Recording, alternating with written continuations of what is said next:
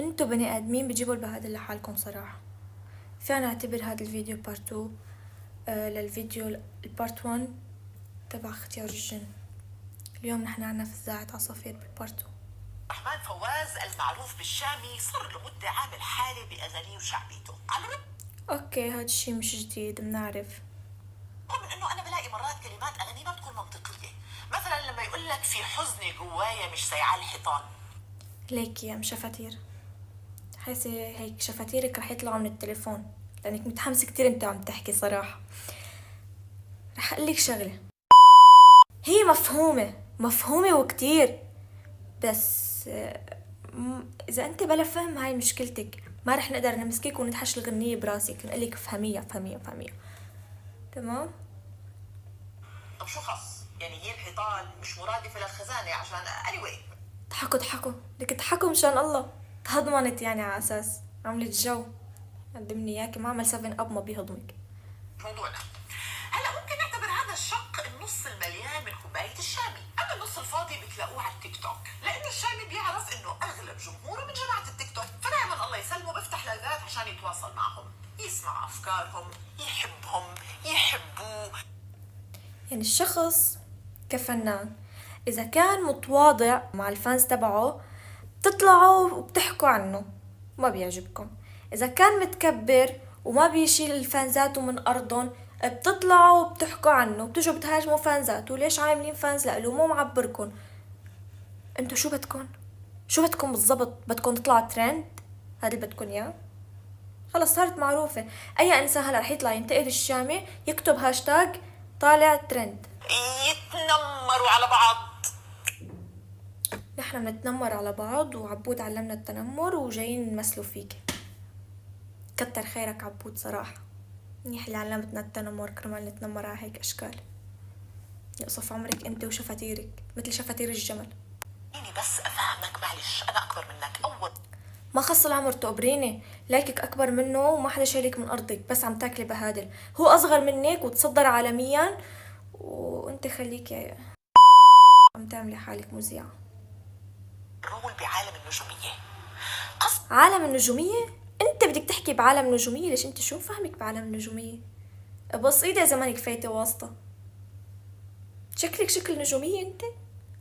في الجبهات هاي بتعملها مع اصحابك بالشارع، بتعملها على القهوة، بتعملها على جروب الواتس، مش مع الفانز اللي بدفعوا مصاري عشان يحضروا حفلاتك. الله يرضى عليك. شفتوا تفكيرها شو وسخ؟ تركت كل شي ولحقت انه عم ندفع مصاري كرمال نحضر حفلاته. هالقد عينكم برزقه؟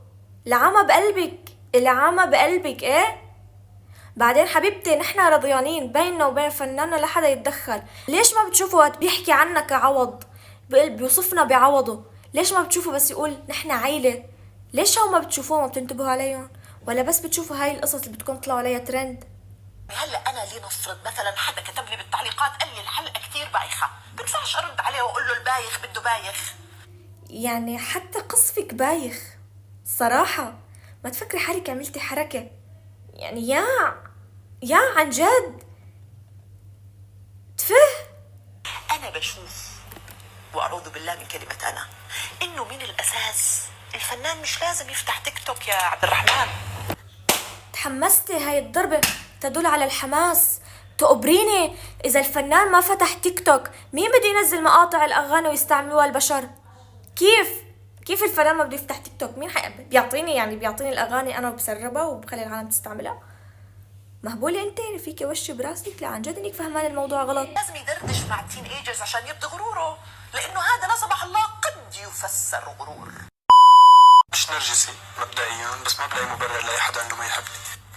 تعال انا برد عليك تقبر قلبي، بس يشوفوا نجاحك اعدائك رح ما رح يحبوك. واضحة، اللي بيعتبروك عدو ما رح يحبوك. هن الوحيدين اللي ما رح يحبوك، بس كل الباقي كلهم بيحبوك. يمكن هو بالعادة محترم مع الجمهور وبالصدفة انفعل هالمرة. تعال ممكن اوقات محترم، حبيبتي محترم اكتر من اللي خلفك. تمام. جمهور زعران عم تخانقوا على غنية، عضوا بعض. شامي حبيب قلبي، اقسم بالله عم بحاول اساعدك وابرر لك، بس مين طلب منك تطلعي وتساعدي وتبرر؟ انت مشان اللي خلقك. انت مصاحبها علي كتير. مش عيب يا ابن الحلال فنان يوصف جمهوره بالزعران؟ لا ويقول لهم غضوا بعض. لك روحي ان شاء الله بيتلقطوا فيك 600 كلب وببلشوا فيك عض. منيح.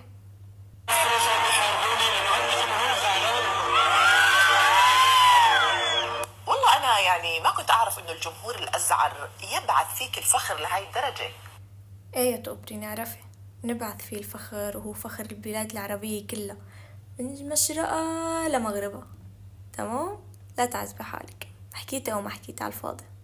بما انك طلعت فخور بالموضوع، اسمح لي اعطيك اللقب رسميا، بتصير انت يا شامي بلبل الزعران. بعطيكي انا اللقب من عندي لإلك، وحب وحنان.